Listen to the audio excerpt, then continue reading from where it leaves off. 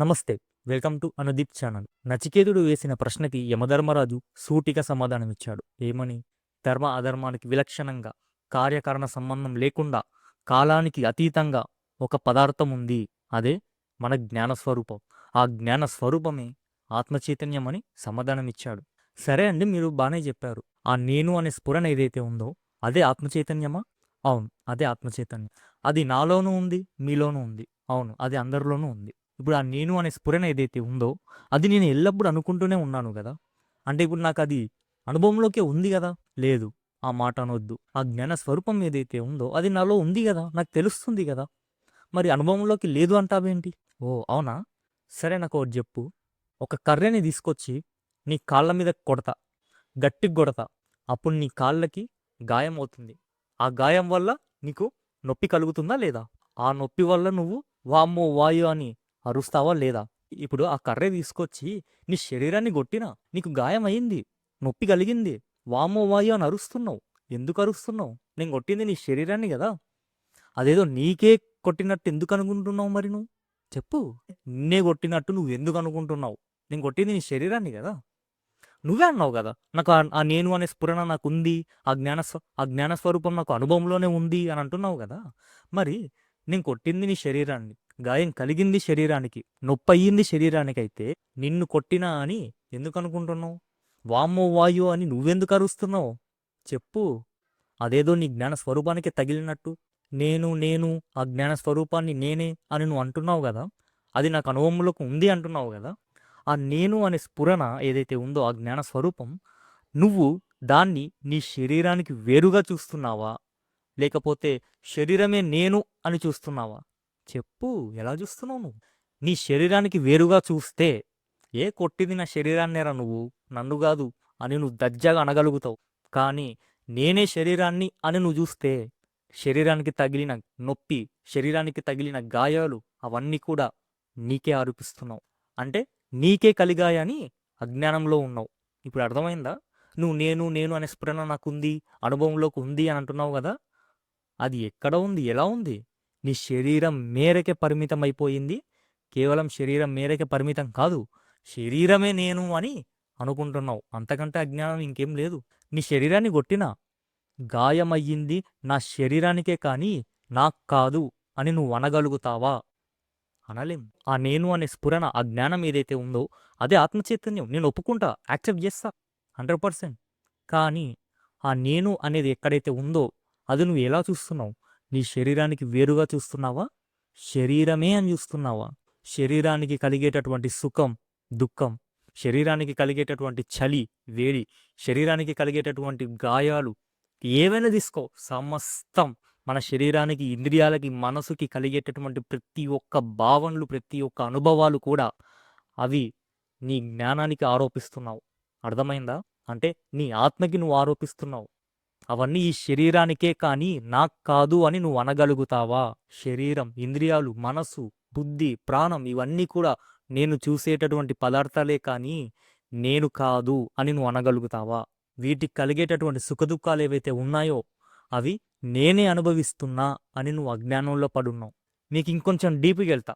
కేవలం సుఖదుఖాలు మాత్రమే కాదు, కేవలం బాధ, నొప్పి ఇవి మాత్రమే కాదు, కోపం, రాగం, ద్వేషం ఇవి మాత్రమే కాదు, ఇంకొంచెం డీప్గా వెళ్తా.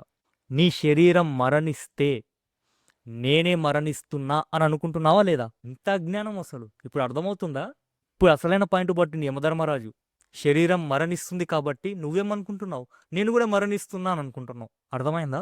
శరీరం జన్మిస్తుంది కాబట్టి నేను జన్మించినా అని అనుకుంటున్నావు. కానీ మనం ప్రీవియస్ వీడియోలో తెలుసుకుంది ఏంటి? ఆత్మకు జననం లేదు, మరణం లేదు, దానికి ధర్మ అధర్మాలు లేవు. అది జ్ఞానస్వరూపం రా, దానికి జననం ఎందుకుంటుంది, మరణం ఎందుకుంటుంది? ఇక్కడ మెయిన్ పాయింట్ పట్టిండు యమధర్మరాజు. ఏంటి? చనిపోవడం. కొద్ది రోజుల్లో నేను చనిపోబోతున్నా, నాకింకా బలం లేదు, నేను చచ్చిపోతున్నా, వామ్మో వాయు అని గుండెలు బద్దుకొని ఏడుస్తున్నారు చూడు, వాళ్ళందరూ అజ్ఞానులు రా బాబు. ఎందుకు? వాడు వదిలేది శరీరాన్నే, వాడు కాదు చచ్చేది, మరణించేది శరీరమే, వాడి జ్ఞానస్వరూపం కాదు. అది వాడికి తెలీదు. ఎందుకంటే వాడే శరీరం అనుకుంటున్నాడు కాబట్టి. అంత అజ్ఞానం, శరీరంతోటి అంత తాదాత్మ్యం చెందాము మనము. మనకు సమస్య ఎక్కడుందో చెప్తున్నాడండి యమధర్మరాజు. ఆలోచించండి, సమస్య ఎక్కడుందో చెప్తున్నాడు. బాబు, నువ్వు శరీరమే అనుకుంటున్నావు. నువ్వు శరీరం కాదు. నువ్వు జ్ఞానస్వరూపంరా నాయనా అని యమధర్మరాజు మొదటి నుంచి చెప్తున్నాడు. అదొకటే గాదు. అన్ని ఉపనిషత్తులు మనకు అవే చెప్తాయి. నేను అనే చైతన్యానివి నువ్వు. అది తెలుసుకో అని ప్రతి ఒక్కటి భగవద్గీత, ఉపనిషత్తులు అన్నీ ఇవే బోధిస్తాయండి. కానీ మనం ఎంత అజ్ఞానంలో పడున్నాం చూడండి. సమస్య ఎక్కడుందో చెప్తున్నాడు. శరీరమే నేను అని అనుకుంటున్నావు. అది అసలైన సమస్య.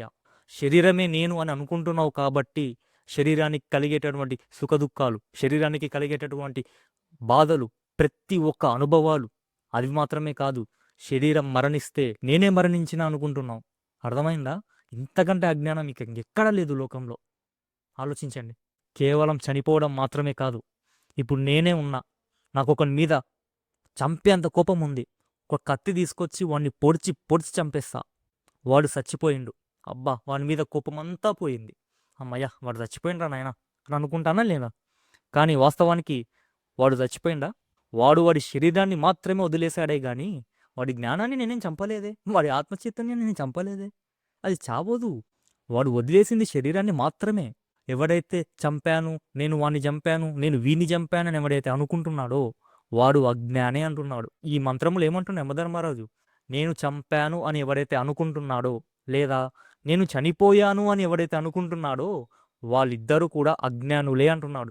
మనకు ఈ 2 శ్లోకాలు అంటే ప్రీవియస్ వీడియోలో చెప్పిన మంత్రం ఏదైతే ఉందో, అంటే జనన మరణాలు లేకుండా ఉండేటటువంటి స్వరూపం ఏదైతే ఉందో అది ఆత్మచైతన్యం అని మనం తెలుసుకున్నాం. అది అదేవిధంగా ఈ చనిపోవడం, చంపడం ఏదైతే మంత్రం ఉందో ఇది. ఇవి 2 కూడా మనకు భగవద్గీతలో ఉంటాయి. అందుకే మీకు చెప్తున్నాను, ముందు భగవద్గీత దగ్గరికి వెళ్ళొద్దు. ముందు ఉపనిషత్తులు, ఆ తరువాతే బ్రహ్మసూత్రాలు, ఆ తరువాత భగవద్గీత. అప్పుడు రావాలి మనం భగవద్గీత దగ్గరికి. ఉపనిషత్తులో ఉన్న సారమంతా కూడా భగవద్గీతలోనే ఉంటుందండి. గుర్తుపెట్టుకోండి. మనం బేస్ నుంచి వస్తున్నాం. బిగినర్ లెవెల్‌లో వస్తున్నాం మనం. కాబట్టి మనకు అన్నీ అర్థమైతాయి ఇంకా రాను రాను. మీరింక ఎక్కడ వెతకాల్సిన పని లేదు. చెప్పాను గదా! ఆత్మజ్ఞానం అంటే అనుదీప్ ఛానల్ మాత్రమే అని గుర్తుపెట్టుకోండి. మీరు సమస్త జ్ఞానాన్ని నేను నా ఛానల్‌లో మీకు అందిస్తాను. ఏ డౌటు లేదు. నా లక్ష్యం ఒకటే. ప్రతి ఒక్కరికి ఆత్మజ్ఞానాన్ని అందించడం. నా ప్రయత్నం నేను చేస్తాను. నేను చెప్పిన ఈ ఆత్మజ్ఞానాన్ని శ్రవణం చేసి, మననం చేసి, నిధిధ్యాసన చేసి ముక్తి పొందడం అంటే ఆత్మజ్ఞానాన్ని పొందడం ఇక మీ చేతుల్లో ఉంది. కాబట్టి ఇక్కడ అంటున్నాడు యమధర్మరాజు, నచికేత, ఎవడైతే నేను చంపాను, లేకపోతే నేను చచ్చాను అని ఎవరైతే అనుకుంటున్నారో వీళ్ళిద్దరూ కూడా అజ్ఞానులే. ఎందుకంటే ఆత్మ అనేది చంపదు, చంపబడదు. ఇప్పుడు ఒక ఆకారం ఉంటేనే కదండి దాన్ని ముట్టుకోగలుగుతాం. ఆకారం లేకపోతే దాన్ని ఎలా ముట్టుకుంటాం? ఇప్పుడు నా కళ్ళ ముందు ఆకాశం ఉంది. ఈ ఆకాశాన్ని నేను ముట్టుకుంటున్నానా?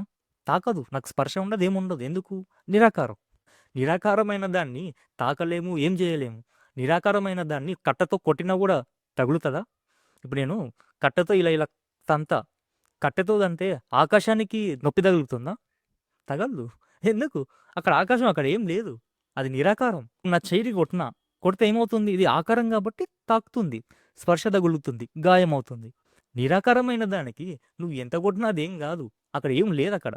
అది కేవలం నేను అనే స్ఫురణ మాత్రమే, ఆ జ్ఞానం మాత్రమే ఆత్మచైతన్యం అంటే. కాబట్టి భగవద్గీతలో ఇంకొకటి కూడా ఉంది. ఏంటిది? అగ్ని దహింపజాలదు, నీరు తడుపజాలదు. లేదా? ఇనలేదా మనం? ఇప్పుడు అర్థమైందా? కాబట్టి నచికేత, శరీరం మేరకే నువ్వు నేనున్నాను, ఈ శరీరం మేరకే నేనున్నాను అని నువ్వు అనుకుంటున్నావా? అది అజ్ఞానమే. గుర్తుపెట్టుకో. నువ్వు శరీరాన్ని దాటి రావాలి. శరీరాన్ని దాటి రావాలంటే శరీరం వదిలేసి రావాలని కాదు. నేను శరీరానికి వేరుగా ఉన్నా అని నువ్వు గుర్తించు.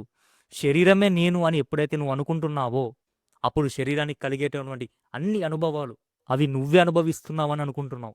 మనం ప్రీవియస్ వీడియోలో తెలుసుకున్నాం కాలానికి అతీతంగా ఉంటుంది అని. ఎందుకంటే జ్ఞానం అనేది సర్వవ్యాపకం కాబట్టి భూతకాలం, వర్తమాన కాలం, భవిష్యత్ కాలం 3 కాలాల్లోనూ ఉంటుంది. ఎవడైతే జ్ఞానాన్ని సర్వవ్యాపకం చేశాడో అంటే ఆత్మజ్ఞానం ఎవడైతే పొందాడో వానికి భూతకాలం తెలుసు, వర్తమాన కాలం తెలుసు, భవిష్యత్ కాలము తెలుసు. వానికి అన్నీ తెలిసిపోతాయి. ఎందుకంటే వాని జ్ఞానం సర్వవ్యాపకమైంది కాబట్టి. వివేకానంద మనందరికీ తెలుసు. ఆయన కూడా ఆత్మజ్ఞానే. ఆయన అందరిని ఎలా చూస్తారంటే యూత్ ఇన్స్పిరేషన్ లాగా చూస్తారు. ఇన్స్పిరేషన్ మాత్రమే కాదు, ఆయన ఆత్మజ్ఞాని. ఇప్పుడు వివేకానంద ఉన్న కాలంలో నేను లేను. అవునా? ఎందుకు లేను? నా శరీరం లేదు కాబట్టి. అర్థమైందా? నా శరీరం లేదు కాబట్టి ఆ కాలంలో నేను లేను అని నేను అనుకుంటున్నా. పట్టుకున్నారా పాయింట్? నా శరీరం లేదు కాబట్టి నేను అక్కడ లేను అనుకుంటాను ఆ కాలంలో. కానీ నా జ్ఞానం ఉంది కదా! ఆ జ్ఞానం కూడా ఏమైపోయింది? నీ శరీరం మేరకు పరిమితం అయిపోయింది. కాబట్టి నువ్వేమనుకుంటున్నావు? అప్పుడు నేను లేను అనుకుంటున్నావు. అంటే భూతకాలంలో నేను లేను అనుకుంటున్నావు. నేను కేవలం వర్తమాన కాలంలోనే ఉన్నాను అని అనుకుంటున్నావు. ఇప్పుడు నీకు భూతకాలం, భవిష్యత్తు కాలం ఎందుకు తెలియడం లేదు? ఎందుకంటే నీ జ్ఞానం వ్యాపించలేదు. నువ్వు శరీరం మేరకే పరిమితం అయిపోయినావు కాబట్టి నీకు తెలియదు. అదే ఎప్పుడైతే నువ్వు నీ జ్ఞాన స్వరూపం సర్వవ్యాపకం అయిందో నువ్వు కాలానికి అతీతంగా ఉంటావు. నీ శరీరాన్ని వేరుగా చూడగలుగుతావు. కాబట్టి ఒక్కటే గుర్తుపెట్టుకున్న నచికేత, నువ్వు శరీరానివి కాదు, నువ్వు జ్ఞాన స్వరూపానివి. రానున్న విషయాలు మనం వచ్చే వీడియోలో తెలుసుకుందాం.